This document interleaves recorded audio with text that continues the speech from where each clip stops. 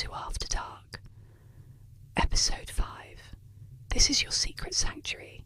The shelves are tall, the room is empty, and someone's watching you, quietly, from the dark. The Librarian's Naughty List, an ASMR whisper story. The library closed 43 minutes ago. You knew that. You knew it the whole time. You were curled up in the farthest corner of the fiction section, legs tucked beneath you, oversized hoodie wrapped tight, and that very restricted book open in your lap. But you weren't ready to leave. You were too deep into the pages, and maybe a little too curious about what it would feel like to be caught. So you stayed, and you waited, and when you heard the click of heels echoing through the hallway of shelves, you didn't move. You didn't even breathe. She turned the corner slowly, her glasses low on her nose. Dark blouse tucked neatly into a high-waisted skirt, hair pinned into a strict little bun. But those eyes weren't reading rules. They were reading you. You looked up from the book slowly. Your throat tightened when you met her gaze. The Librarian. Not the sweet, cardigan-wrapped woman you expected. No. This one had red nails and a voice like poured wine. "You're still here," she said, walking toward you. You shifted in your seat, suddenly very aware of the way your thighs were spread beneath the hoodie. I got distracted. Her eyebrow lifted.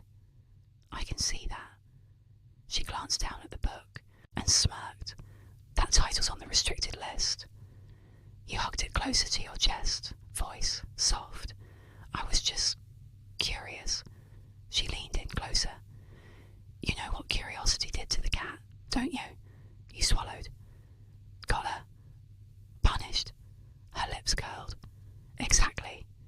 She reached for the book. Your fingers brushed as you passed it over. Her skin was warm. So was her smile. But that look in her eye, that was heat. She flipped it open. "Page 147, huh?" You said nothing.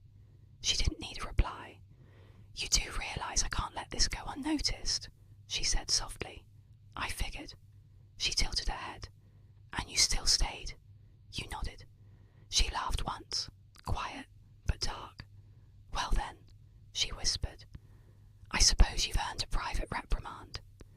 She turned on her heel and walked away, not checking to see if you'd follow. But you did. Of course you did. Every click of her heel echoed like a countdown through your ribs.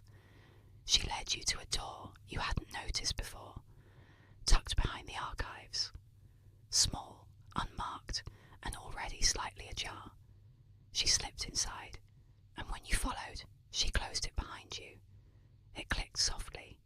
No locks. But you both knew.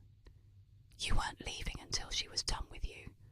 The room was dim, lit only by a desk lamp and a soft glow from a hidden corner. Shelves lined the walls, filled with banned books, rare editions, and secrets no one ever checked out. She leaned against the desk, arms crossed, eyes on you. "Take off your hoodie." You hesitated. She waited. "I won't ask again," she whispered, so you lifted it slowly. Your tank top clung to your body, and her eyes didn't hide where they lingered. She reached forward, tucking your hoodie into the drawer behind her. "You know why I brought you here?" she asked. You nodded. "Say it." "Because I broke the rules. And because I wanted you to catch me."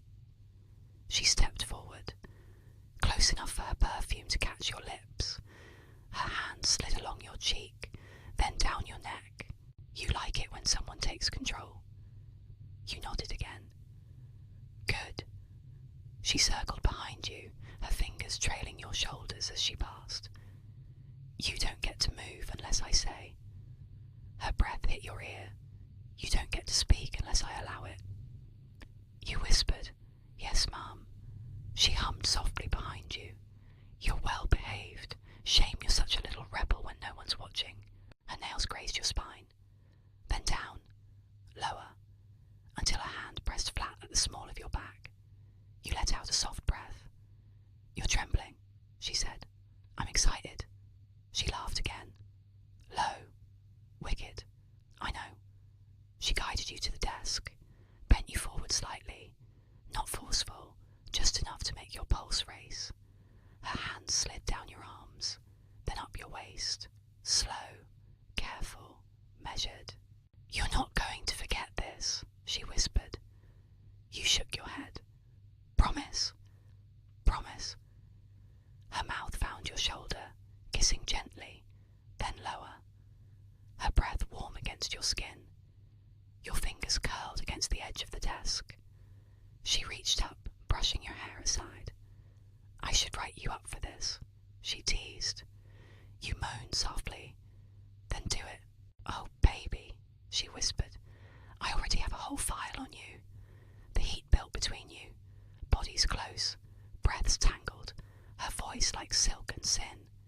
She kissed you again, harder this time, with hunger, with purpose. You turned into her arms, pulling her close, and she didn't resist.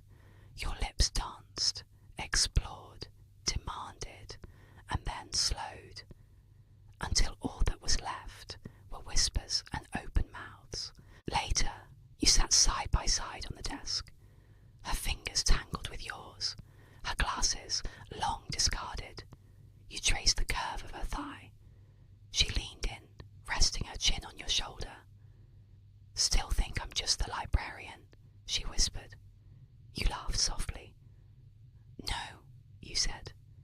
"Now I think you're dangerous." She kissed your neck one last time. "And now," she purred, "you're officially overdue."